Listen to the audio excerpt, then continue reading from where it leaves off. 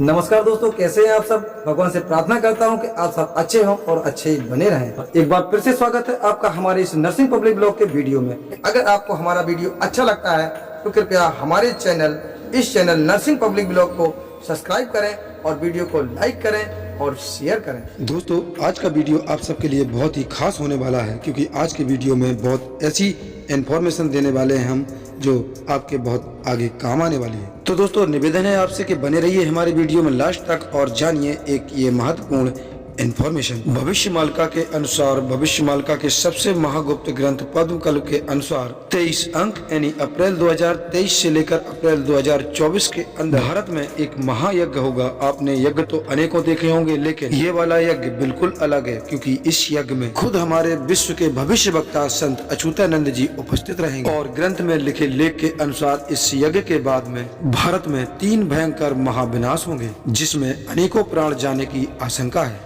और ये युग परिवर्तन का सबसे महत्वपूर्ण यज्ञ है। और इस यज्ञ के बाद मां काली जाग उठेगी।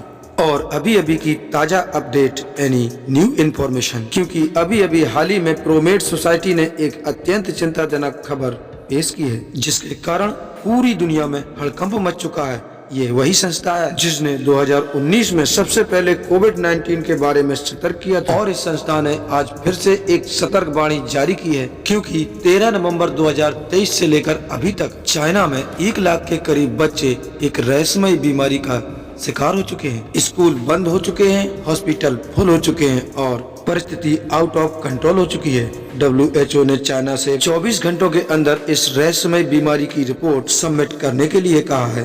कहीं भविष्य मालिका में जिसके बारे में लिखा था उसका आरंभ तो नहीं हो गया।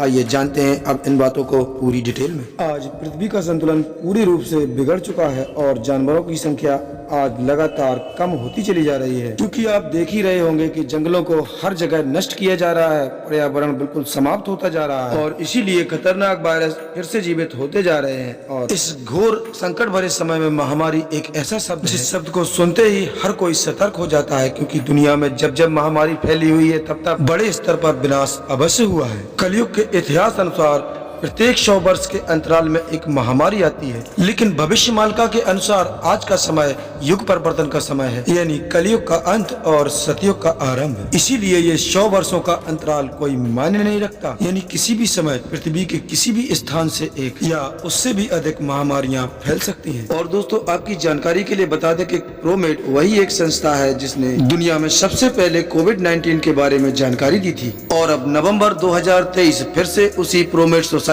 ने अब फिर से एक सतर्क वाणी जारी की है, जिसमें कहा गया है कि चाइना से एक अज्ञात बीमारी फैल रही है, जो कि आगे चलकर एक बहुत बड़ी महामारी का रूप ले सकती है। और इस समय चाइना के अंदर बिल्कुल वैसी ही परिस्थिति दिखाई दे रही है जैसी कि 2019 में दिखाई दी थी। और इस बीमारी के चलते अभी तक लगभग 1 लाख के करीब बच्चे चाइना में मिस्टीरियस निमोनिया से पीड़ित हो चुके हैं। स्कूल बंद हो चुके हैं और हॉस्पिटल भर चुके हैं और रास्ते पर माँ बाप अपने बच्चों को लेकर भागते हुए नजर आ रहे हैं। यानी मिस्टीरियस निमोनिया के कारण परिस्थिति बहुत ज्यादा बिगड़ चुकी है। मिस्टीरियस निमोनिया के कारण बच्चों में जुकाम, बुखार, सांस लेने में दिक्कत, फेफड़ों में जलन, बदन दर्द और सिर दर्द हो रहा है। आपको जानकारी तो होगी ही कि ये सब लक्षण कोविड-19 से मिलते जुलते हैं। और आपको ये भी जानकारी होगी कि 2019 में ये बीमारी चाइना के वुहान से शुरू हुई थी और अब इस मिस्टीरियस निमोनिया का आरंभ 2023 में, जो अब कई देशों के साथ साथ बीजिंग में भी फैल चुका है। और बीजिंग में आजकल इस बीमारी के लगभग 7000 केसेस दर्ज हो रहे हैं रोज। और अब चाइना के साथ साथ USA,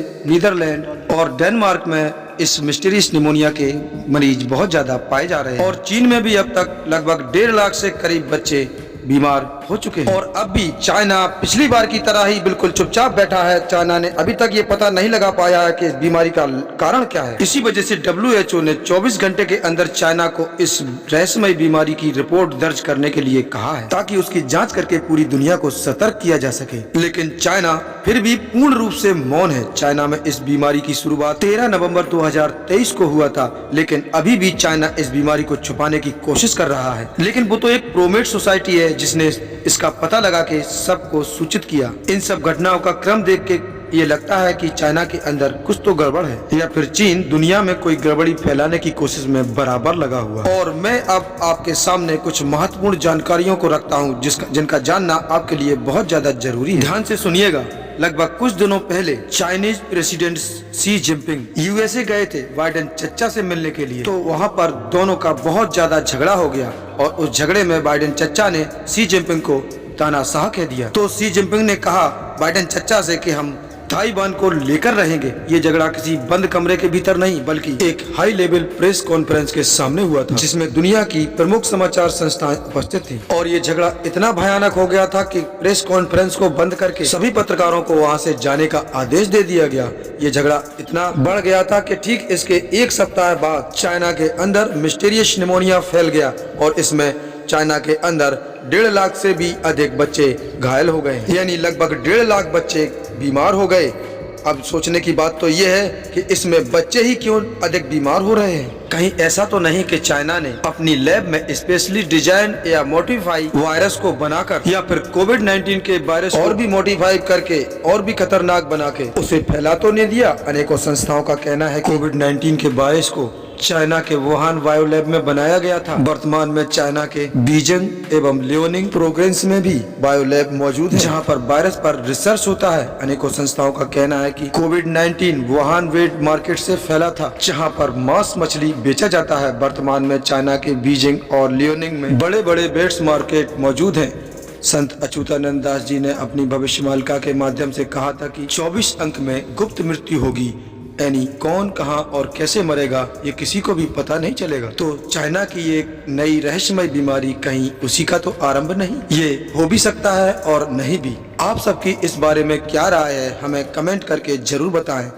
दोस्तों इतना ही था हमारे आज के वीडियो में। अब आपको फिर मिलते हैं अगले वीडियो के साथ। तब तक के लिए नमस्कार, अपना ख्याल रखें और हमेशा मुस्कुराते रहें, अपने कर्तव्य और अपनी निष्ठा से आगे बढ़ते रहें। जय हिंद।